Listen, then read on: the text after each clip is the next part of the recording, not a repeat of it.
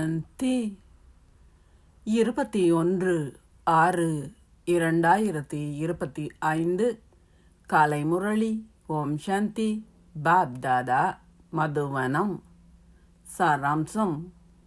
இனிய குழந்தைகளே, நீங்கள் 84 பிறவிகளின் சக்கரத்தை பூர்த்தி செய்துள்ளீர்கள் என்பதையும் இப்பொழுது அமைதி தாமமாகிய வீட்டிற்கு செல்கின்றீர்கள் என்பதையும் நினைவு செய்கின்றீர்கள். நீங்கள் வீடு திரும்புவதற்கு முன்னர் சொற்ப காலமே எஞ்சியுள்ளது. கேள்வி: வீடு திரும்புவதை அறிந்துள்ள குழந்தைகளின் அடையாளங்கள் எவை? பதில்: அவர்கள் இப்பழைய உலகை பார்த்தும் பார்க்காமல் இருக்கின்றார்கள்.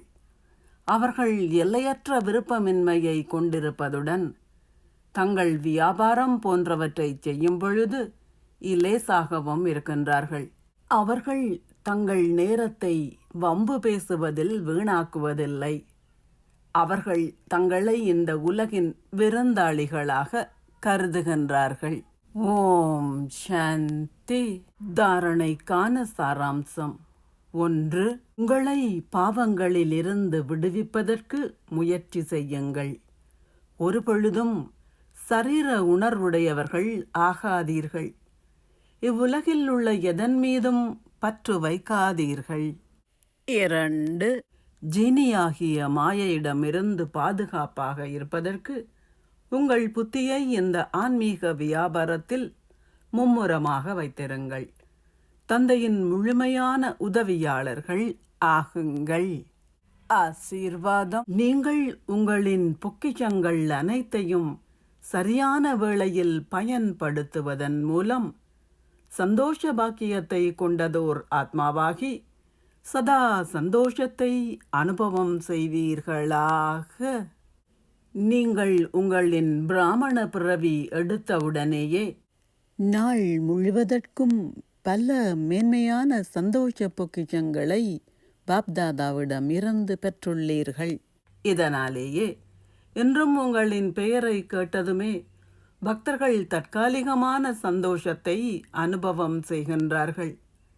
உங்களின் உயிரற்ற விக்கிரகங்களை கண்டதும் அவர்கள் சந்தோஷத்தில் நடனமாட ஆரம்பிக்கின்றார்கள்.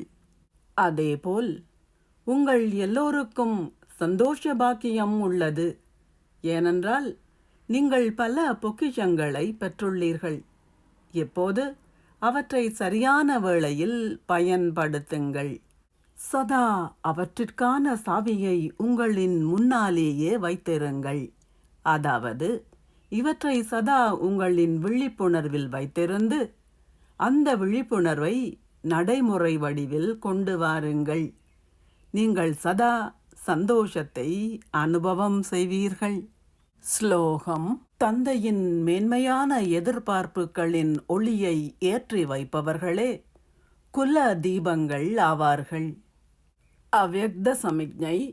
ஆத்ம உணர்வு ஸ்திதியில் இருப்பதை பயிற்சி செய்யுங்கள். அகநோக்கில் இருங்கள்.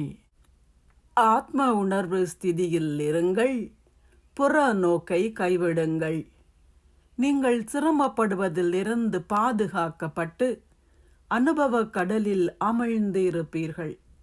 ஒன்றோ அல்லது இரண்டோ அனுபவங்கள் இல்லை, ஆனால் அதிகளவான அனுபவங்கள் ஏற்படும். ஒன்றோ அல்லது இரண்டோ அனுபவங்களை மட்டும் பெற்று அனுபவங்களின் குளத்தில் மட்டும் குளிக்காதீர்கள். கடலானவரின் குழந்தைகளாக அனுபவங்களின் கடலில் அமிழ்ந்திருங்கள். ஓம் சாந்தி. நன்றிகள் பாபா.